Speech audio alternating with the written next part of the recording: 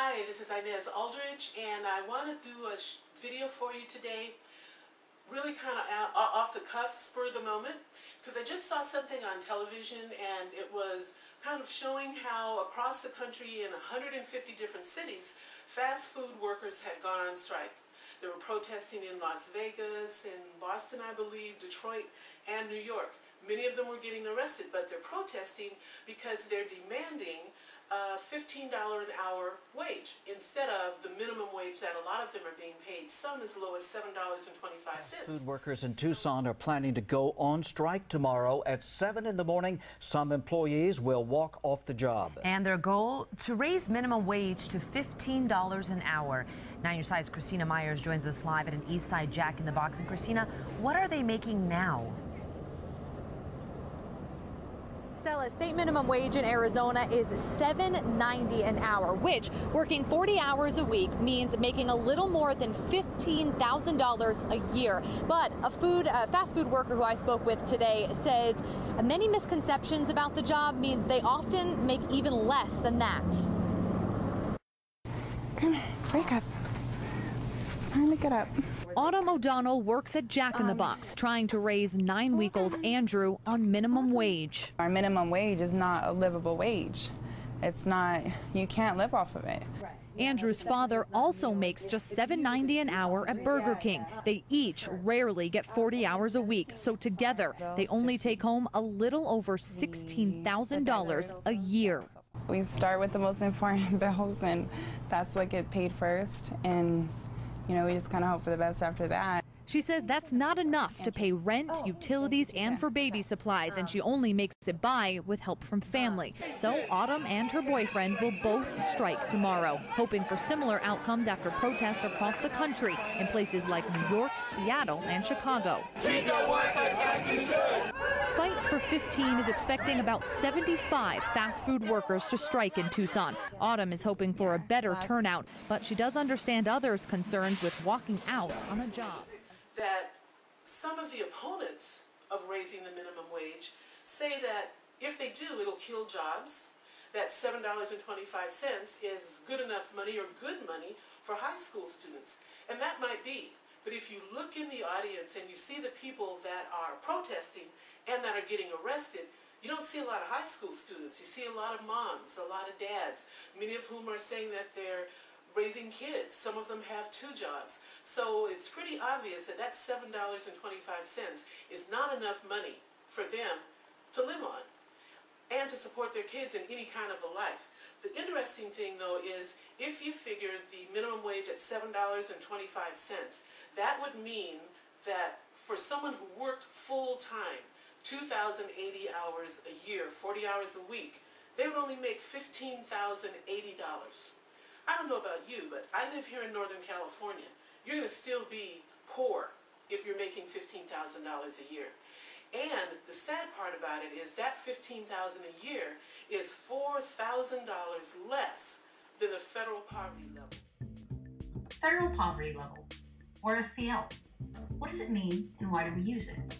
Well, first off, the real terms are federal poverty thresholds and federal poverty guidelines. So FPL really isn't the right term, but everyone says it, so it sticks. Poverty thresholds are universal for all states, but vary by family size and a person's age. They are used the most by the census for statistical uses. Unlike thresholds, poverty guidelines are different for Hawaii and Alaska, and they're used mostly by governments for eligibility. For example, many states use the FPL as a guide to determine who gets Medicaid. For 2013, the federal poverty guideline was $11,490 for a single person, $15,510 for 2 people, and $23,550 for a family of 4. So what does this mean? If you make $957 a month, or $11,490 a year, then you are 100% of the federal poverty level. What does this look like in Texas to qualify for Medicaid?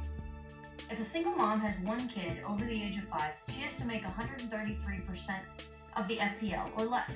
Let's figure out what that means.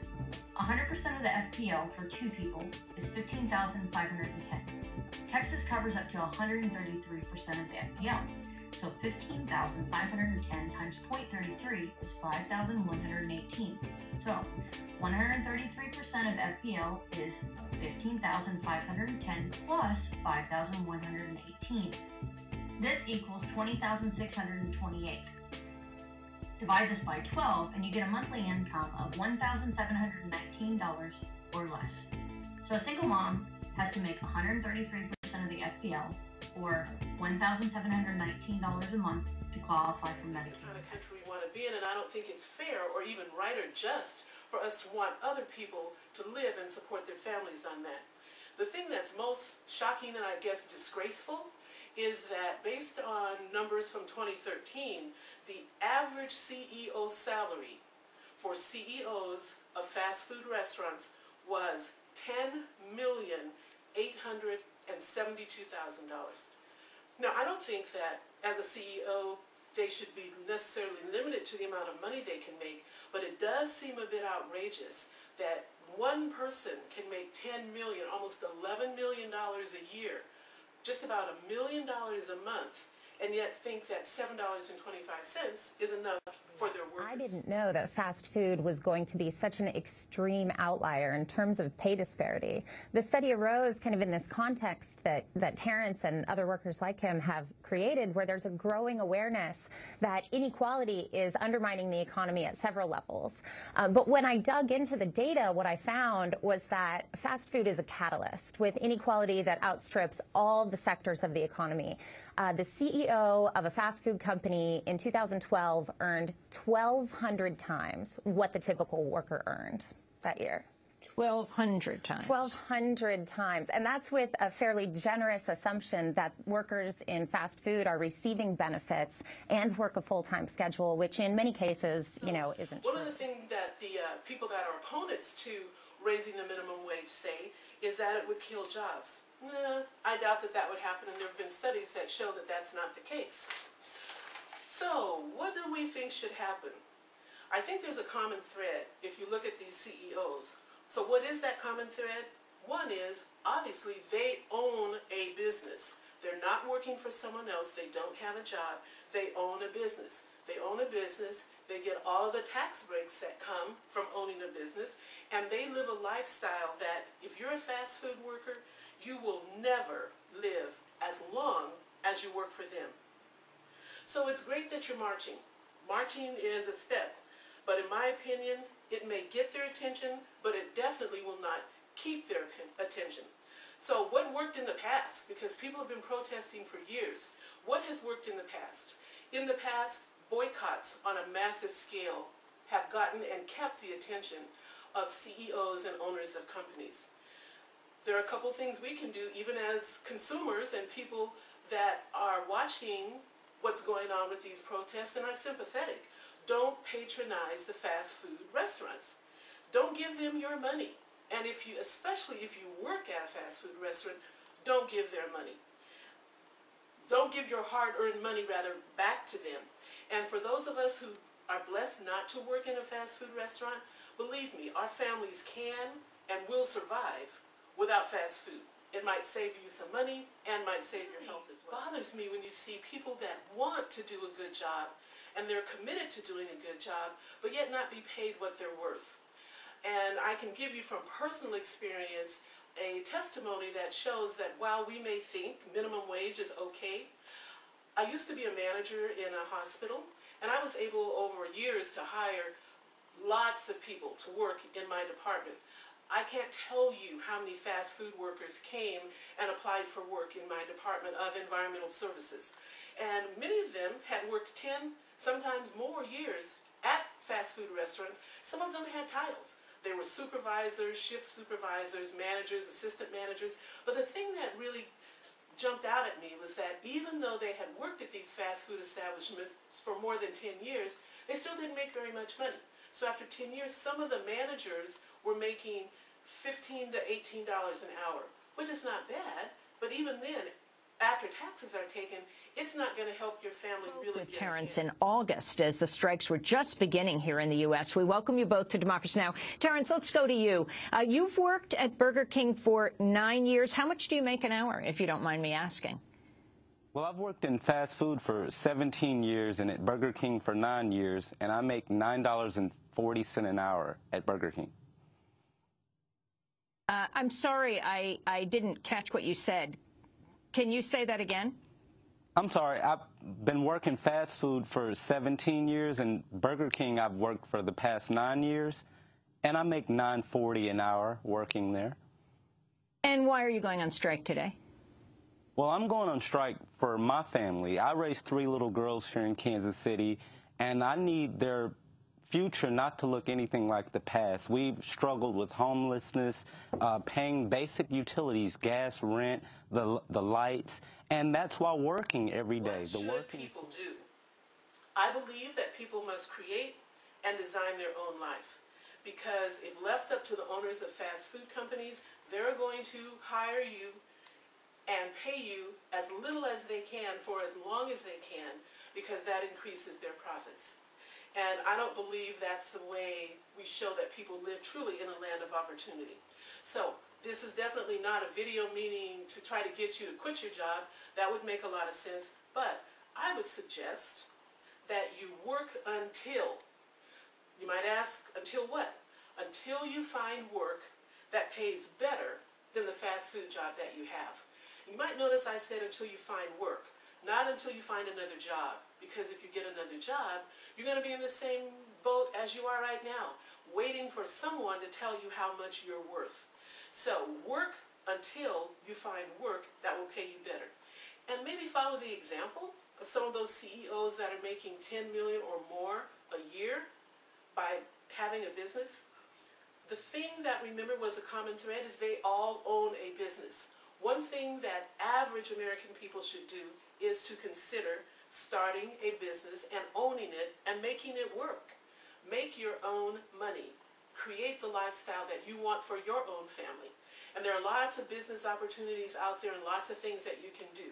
So on the side, while you're working, even if you have 2 jobs, take an hour or 2 a day, or an hour a day, or an hour a week to start with. And just investigate and see what other options you have, because you do have options. So start a business for one. When you do that, you'll find that just like the wealthy CEOs, there are tax benefits that you can get immediately once you start a business. Immediately. That alone will begin to help you build a nest egg, save some money, and find a way to get yourself out of the rut that you're in. A second thing that you can do is to kind of consider a principle that I talked about in a previous video. It was something that W.E.B. Du Bois had said and recommended, that we learn how to play the capitalism game. And he said that you do that by having 3 ears of corn. As a review, for some of you who may not have seen my previous video, what you do with those 3 ears of corn is, think about it like capitalism. So having 3 ears of corn, you take 1 ear of corn and you eat that ear of corn. Why? If you've worked hard and you have created a business, you want to be able to enjoy the fruits of that business. So enjoy yourself. Take your family to dinner, have a nice weekend, go on a short trip, do something when you have profits from your business. So eat 1 of those ears of corn. With your second ear, so you've eaten 1 ear of corn, with your second ear of corn, you want to sell this one. We'll get into that a little bit further, but you'll find out that those people who make the most money in the world and in the United States are people who sell something. So you want to get into the habit of selling something. Think of it as that ear of corn that you're going to sell. And finally, remember, you've got 2 ears of corn so far, and your 3rd ear of corn, you want to save it. You want to save that for next year's planning. Save it to invest in something else. So this kind of spurred this video, the fact that the fast food workers are out there, hardworking people. But think about your business or your ability and opportunity to start a business and start changing things for your own family. It's not, if you feel that you're in an environment and an industry that's oppressing you, your freedom is not going to come from your oppressor. I repeat, your freedom is not going to come from your oppressor. So That's it for today. I'm going to leave some information at the bottom of this video in case you want to get in touch with me and ask any questions. And my next video is going to talk a little bit about the kind of business that you can start for very little money. Because remember, I recommended that you work until you have your own business and your side money. I'm going to give you some tips on some businesses that you can start for less than $50. So until next time, remember, the struggle continues.